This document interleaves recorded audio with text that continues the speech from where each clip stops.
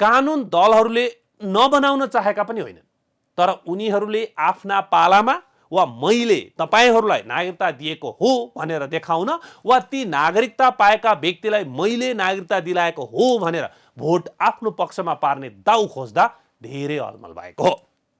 2072 सालमा संविधान आउने बित्तिकै संसदमा दर्ता गर्नुपर्ने नागरिकता ऐन 2063 मा संशोधन विधेयक निकै ढिला गरी अर्थात् 2075 सालमा दर्ता भयो। यसमा तत्काल सहमति गरेर नागरिकताविहीन नागरिकको मौलिक अधिकारको सम्बोधन गर्नुपर्नेमा दलहरूले लामो समयसम्म समितिमै छलफल गरे। छलफलका क्रममा मुख्य विवाद वैवाहिक अंगीकृत नागरिकता कति वर्षमा प्रदान गर्ने भन्ने विषयमा नै भयो। जसरी जसरी सत्ता समीकरण र राजनीतिक जोड घटाउ फेरिँदै गयो नि, त्यसरी नै छलफल पनि अगाडि बढ्ने र रोकिने भयो। 2075 सालमा यो विधेयक ल्याउने तत्कालीन केपी शर्मा ओली सरकारले यसलाई किन प्राथमिकतामा पारेन भने उसलाई लाग्यो वैवाहिक अंगीकृत नागरिकता मधेस केन्द्रित दलहरूको एजेन्डा हो र नेकपाको झण्डै 2/3 मत भएकाले उसलाई उनीहरूको साथ नचाहिने हुँदा संसदमा नागरिकता विधेयक माथिको छलफल लम्बिरह्यो। तर जसै सर्वोच्च अदालतले संसद पुनर्स्थापित गरेर केपी ओली सरकार अप्ठ्यारोमा पर्यो, उसलाई मधेस केन्द्रित दलहरूको सहयोग चाहियो। त्यसपछि तत्कालीन सरकारले संसद चलेर अध्यादेश मार्फत नागरिकता ऐन संशोधन गर्यो र केहीले नागरिकता पनि लिए, तर सरकारको त्यो उल्टो कामलाई सर्वोच्च अदालतले रोकिदियो। यसपछि शेरबहादुर देउवाको नेतृत्वमा गठबन्धन सरकार बन्यो। यसले पनि तत्काल नागरिकता विधेयक टुङ्ग्याउनेतर्फ लगेन, किनकि गठबन्धनमा रहेको जसपा र अर्को मधेस केन्द्रित दल लोसपाको तथा स्वयं नेपाली कांग्रेसको पनि यस बीचमा संसदीय समितिमा छलफल भएर टुङ्गो लागेको विषयमा भएको वैवाहिक अंगीकृत नागरिकता लिन 7 वर्ष कुर्नुपर्ने प्रावधान उनीहरूलाई चित्त बुझिरहेको थिएन। तर यसलाई सम्बोधन नगर्दा गठबन्धनमा समस्या पर्ने तथा संघ र प्रदेशको निर्वाचन पनि नजिकिँदै गएकाले निर्वाचनमा भोट तान्नका लागि पनि नागरिकता विधेयकलाई निर्वाचन कार्डका रूपमा प्रयोग गर्न गठबन्धन दलहरू लालायित भए। यही कारण हठात अन्तिम चरणमा पास हुने अवस्थामा पुगेको नागरिकता विधेयक आफ्नो राजनीतिक अभिष्ट पूरा गर्न सत्ता गठबन्धनले फिर्ता लिएको छ। फिर्ता लिएपछि अहिले हतार हतार सरकारले नयाँ विधेयक संसदमा दर्ता गराएको छ। तर नयाँ दर्ता गराएको विधेयक विगतमा 4 वर्षसम्म विवाद भएको वैवाहिक अंगीकृत नागरिकता सम्बन्धी व्यवस्थामा भने कुनै संशोधन नगर्ने गरी अर्थात् अब विवाह हुने बित्तिकै नागरिकता पाउने गरी मौन रहेर दर्ता भएको छ। यसले पनि बताउँछ विगतमा किन लामो समयसम्म राजनीतिक दाउपेचको शिकार भएर झण्डै 11 लाख मानिसहरू नागरिकताबाट वञ्चित भए। अधिवक्ता सबिन श्रेष्ठ भन्नुहुन्छ, नागरिकता राजनीति गर्ने विषय नै होइन, यो अधिकारको विषय हो, तर दलहरू नागरिकतामाथि राजनीति गरिरहेका छन्। अहिले पनि के प्रश्न छ भने अब के विगतमा 4 वर्षसम्म सहमति गरेर पनि संसदबाट पास हुन नसकेको नागरिकता विधेयक सजिलै पास होला? विगतमा वैवाहिक अंगीकृतको नागरिकता पाउन 7 वर्षसम्म कुर्नुपर्ने अडानमा रहेका र समितिको प्रतिवेदनमा पार्न सफल नेकपा एमाले, नेकपा एस र नेकपा माओवादी केन्द्रका सांसदहरू अब चुप लागेर बस्लान्? सम्भावना के छ भने निर्वाचन नजिकिँदै गएकाले यसपटक छिटो गरेर विधेयक पास गराउने प्रयास सरकारले गर्नेछ।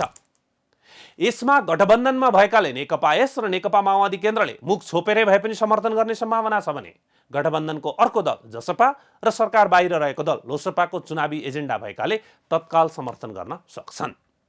दुवै दलले हामीले वैवाहिक अंगीकृतमा 7 वर्ष कुर्ने प्रावधान हटाएको भनेर राम्रै भाषण गर्नेछन्। तर नेकपा एमाले के गर्छ? के ऊ यसमा विरोध गरेर निर्वाचनमा नागरिकता दिन नखोज्ने पार्टीका रूपमा आफूलाई अन्य दलले चित्रण गर्दा सामना गर्न तयार हुनेछ? वा ऊ पनि विगतको विरोध छाडेर अहिलेको विधेयकलाई जस्ताको तस्तै समर्थन गर्नेछ? यसका साथै नेकपा एमालेका सामु अर्को प्रश्न के पनि छ भने के ऊ कतै निर्वाचनपछि आफूले जित्ने र सरकार बन्ने सम्भावना भएकाले नागरिकता विधेयक आफ्नो पालामा ल्याएको जस लिन अहिले जबरदस्त विरोधमा त उत्रने छैन? जुन दलले जे गरून्, तर यहाँ मुख्य कुरा के हो भने संविधानले नागरिकता पाउने अधिकार प्रदत्त नागरिकको हकमाथि खेलबाड गरेर सबै राजनीतिक दलहरू नागरिकतामाथि राजनीति गरिरहेका छन्। हामीले यसअघि नै एनजिएमा वरिष्ठ अधिवक्ता बालकृष्ण नेउपानेको कुरा सुनाइसकेका छौँ। वास्तवमा हाम्रो देशमा नागरिकता सम्बन्धी कठोर नीति हुनुपर्नेमा विश्वकै खुकुलो नीति अपनाएका छौँ। खासमा हाम्रो देश दुई विशाल छिमेकी मुलुकको बीचमा छ जो जनसङ्ख्यामा प्रतिस्पर्धा गरिरहेका छन्। यिनको बीचमा रहेकाले नागरिकतामा कठोर नीति लिनुपर्ने देश हो हाम्रो। तर नागरिकता जस्तो विषयलाई सत्ता राजनीतिको विषय बनाइरहँदा गलत व्यक्तिहरू नागरिकता लिएर धमाधम नेपाल प्रवेश गरिरहेका छन्। यसै गरी हामी कहाँ पटक पटक नागरिकताको आधार वर्ष परिवर्तन गरेर पनि राजनीति गरिराखिएको छ। 2019 सालको संविधानमा 2019 साल पुस 1 गते अगाडि नेपालमा जन्मेको व्यक्तिले नागरिकता पाउने भनिएको थियो। कट अफ डेट निरन्तर त्यही हुनुपर्ने सिद्धान्त बमोजिम 2047 सालको संविधानमा त्यही व्यवस्था राखियो। तर 62-63 को जनआन्दोलनपछि हतार हतार संविधानभन्दा अगाडि नागरिकता ऐन ल्याएर आधार वर्ष अर्थात् कट अफ डेट सारेर 2046 सालमा ल्याइयो। अहिले फेरि 2072 सालको संविधानमा कट अफ डेट सारेर 2072 साल असोज 3 गतेमा ल्याइएको छ। यो नै देशमाथिको गद्दारी र नागरिकतामाथिको राजनीति हो र यो सबै मात्र सत्ताका लागि भइरहेको छ। हामी नागरिकताको कठोर नीति लिनुपर्ने श्रेणीको देशभित्र पर्छौँ। हाम्रा यति दुईटा छिमेकी देश छन्। 138 करोड एउटाको छ, 140 करोड एउटाको छ। त्यो देशको 1% जनसङ्ख्या हामीसित आयो भने हामी दोब्बरन्छौँ। अहिलेको नागरिकता नीति चाहिँ जन्मको आधारबाट पनि दिने, आमाको आधारबाट पनि दिने, बाउको आधारबाट पनि दिने, त्यसपछि बाउआमाको ठेगान नलाएकालाई पनि दिने, वैवाहिकलाई पनि दिने भनेर अमेरिका, क्यानाडा र अस्ट्रेलियाले लिने नीति भन्दा पनि खुकुलो नीति, जो नीतिका कारणले अब यो देश अब 2-4-5 वर्षभित्रमा नेपाली मूलका मान्छे अल्पमतमा पर्छन्, विदेशी मूलका मान्छे चाहिँ के हो भने बहुमतमा जान्छन्।